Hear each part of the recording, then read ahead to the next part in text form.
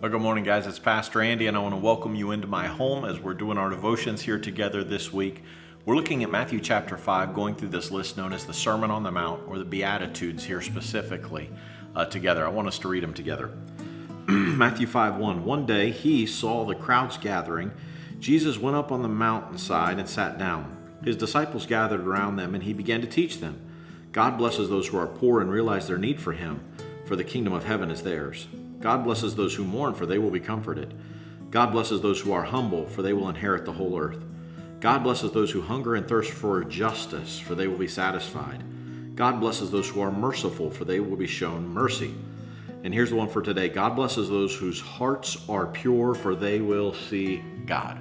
God blesses those whose hearts are pure. I read a study that was done. A president of a marketing firm told CBS News in 1970 that the average American was exposed to about 500 advertisements each day, 1970. In 2006, that number went up to over 5,000. 5,000 advertisements each day towards us as Americans. Well, there's something that tells me. And in advertising, there's always this persona of our image. It's either the image of the brand that they're trying to sell or our image because we use their brand, but it has all to do with image. What does it look like? What's it make us look like? The image of us. And these ads make us think that it's what's on the outside that counts. I have to have this. I have to look like this. I have to have this so that people will see me and will know that this is how I'm successful, or that I've got all of this together, and it's all about the outward appearance. But there's a problem with that. Jesus had to deal with the same thing back in the Old Testament and in the New Testament times here. Jesus dealt with these things that his people had been struggling with for years.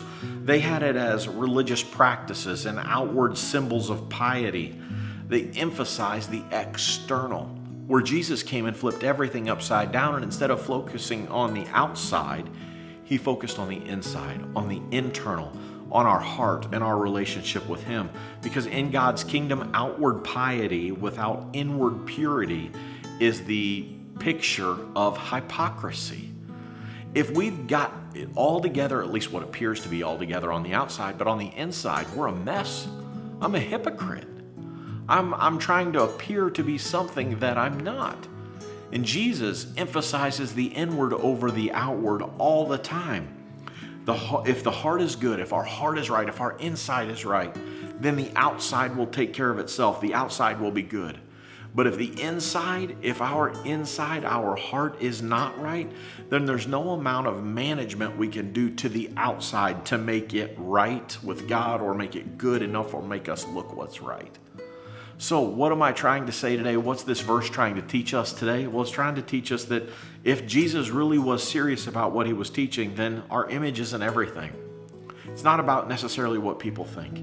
It's not about the outside. It's about the inside. So is your heart right? Jesus said, God blesses those whose hearts are pure, for they will see God. Is your heart pure? Is your heart right with God? I encourage you, make sure your heart is right with God. Make sure you're in his word daily, listening to him, drawing closer to him, talking to him in prayer, because we've got to focus on the inward and not so much on the outward. I hope you'll get into God's word and see what he has for you. And until tomorrow, God bless you and have a great day.